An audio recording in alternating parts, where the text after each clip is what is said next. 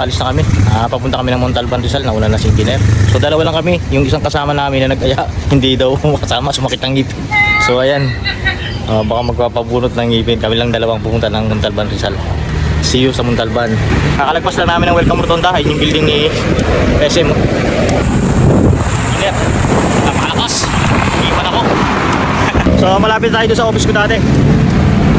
Yung office ko dyan, dyan ako nag-office na dati. Full 80 lang na building. Yan ang office ko dati. Pero huwag kayong mangarap na tatanda kayo sa trabaho. Pangit. Magsisisi kayo. Ang tagal ko dyan. Pero nung nag-resign ako, doon ko na-realize, doon ako nagsisi. Bakit? Hindi ako resign kagad. Sayang yung panahon ko sa opisina. Negosyo na lang tayo ngayon. Yan yung kasama ko, negosyante rin yan. Contractor yan. Malupit yan. Malakihan ng budget niyan. Tinangan ko lang kayo sa office. Approaching na kami dito sa EDSA corner, Quezon Avenue. Ayan, lalagpas na kami. Ano bang mall to? Limutan ko na to. SM to eh. SM Hypermarket to. Mga guys. So, ayan. Update sa area kung saan na kami. Wow! Ayun, nagbubo kami. Tumirig na kami. Dito pa lang kami sa elliptical. Tirig na. Tapos sa tinaktakang pantakbo. Patay tayo dito. Taktak tayo nito.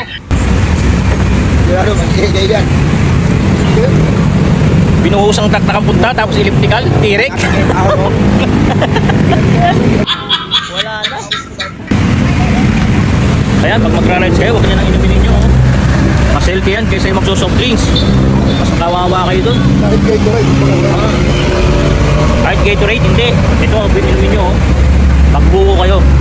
Kumakain kami. Pero kami kumakain ni engineer. Wala kaming kain ng kanin. Wala kaming kahit anong kinain na heavy. Ito lang. Ito na nilaga. Tapos pagdating namin sa elliptical, tirik. Na kami, elliptical road na kami. Ayan, sitting. Ayan, dito na kami ni engineer sa elliptical road. Yan, siyempre, sa Quezon City. Ano? Update sa rides. Commonwealth na kami. Yan o. So, Commonwealth. Update. Section. Ayan, kakalagpas lang namin ng Diliman. Dito kami ngayon sa may Diliman. Lagpas kami. On the way na kami to Batasan. Ever Commonwealth na kami. Engineer, salut ko. So ayan, nandito kami sa Sandigan Bayan na. Ay yung building oh. So ayan, dito na kami sa nandyan yung Batasan na sobrang tarik. Yung maraming disgrasya, yung mga truck mawawala ng preno. So dito yan. Engineer, on the way na kami, pababa. Ito yung area na nagdi-deliver ako madalas dyan sa lugar na yan. Yan, ito si engineer, matanggang. Yun o, Montalban na kami. Hindi mo makalain o. Tumirig pa kami sa circle niyan. Nagpuko kami. Oo, nakarating pa ng Montalban. Diretsuhin na namin ng Parawagan. Parang nabitin kami ah. Parang kakalis lang namin ng Quiapo. Maning-mani. Ano? So ayan, naliligaw kami. Tanong-tanong na kami dito sa mga terminal ng tricycle. Umiikot na kami ng Montalban, umabot sa Wawadam. Pabalik na ulit kami na. Umiikot na kami ng Montalban. Ayun. So ayan, tinuturo na sa amin. Kaligaw-ligaw kami. Dito na kami sa Wawadam. Engineer, sa likod ko. Wawadam naman. Tapos Parawagan, sunod-sunod yan. Woo! Hihi! At video pala to? Oh, tuloy na. Oh, ayan oh. Dito na kami sa Wawa. Sampay muna kami dito sa tabing ilog. Pahinga ng konti. Sobrang init, hirap magpay-pawi. Kami naliligo dito. Kunti na lang tubig dito sa Wawadam. Hindi katulad dati. Apaw ang tubig dito, ngayon wala na. Yan lang ang tubig. Dati yung kalsada na yan, nandiyan ang tubig. Tapos dun, tatalon kami mismo dito sa kalsada na to, papaba. Dito. Apo ang tubig dyan eh. Dati. Ngayon wala na. So ayan, balis na kami. Sobrang init. Parang sa tinapin, init. Yan, pauwi na kami. Galing ng Wawa Dam. May mga parating pa lang, oh. Yan. On the way. So, tapos ang rides, Parawagan.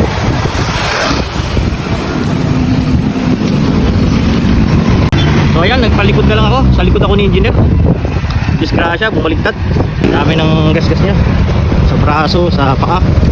Kaya makapag-bike pa rin. Yan, yun ang update. Pauwi na kami. Sobrang tirik ng araw. Alas 12 ang tanghali kami bumabakpak. San Mateo SM, nandito kami. Tapat. Okay. Palabas na kami ng San Mateo.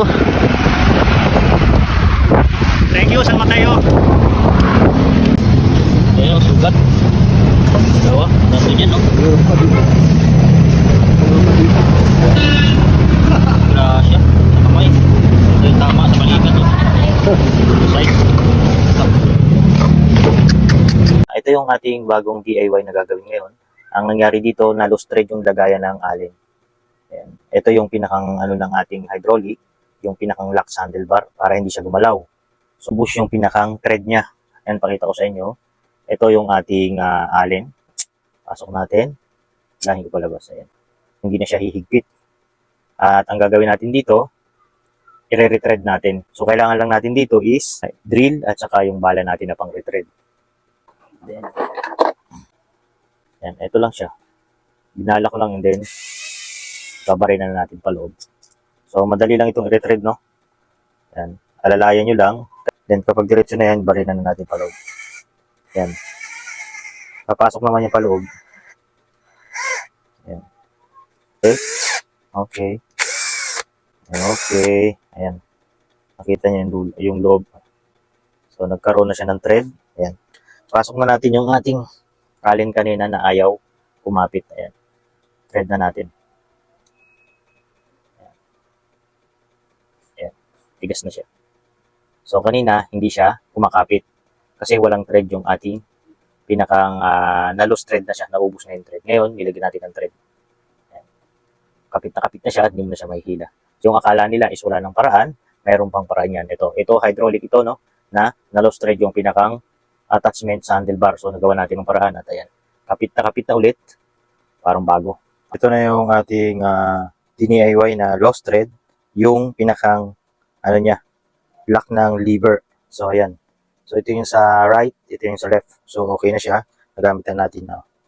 So, hindi na siya gumagalaw. Ito yung ginawa natin. Itong side na to. Kaliwa. So, okay na. So, ayan. Thank you and sana nakapagbigay ulit ako ng konting idea kung bakit yung mga loose thread is pwede pa nating magamit yan at pwede pang magawa ng paraan. And sana nakashare ulit ako ng panibagong kalaman sa pagdi-DIY about sa mga ganitong klase ng problema.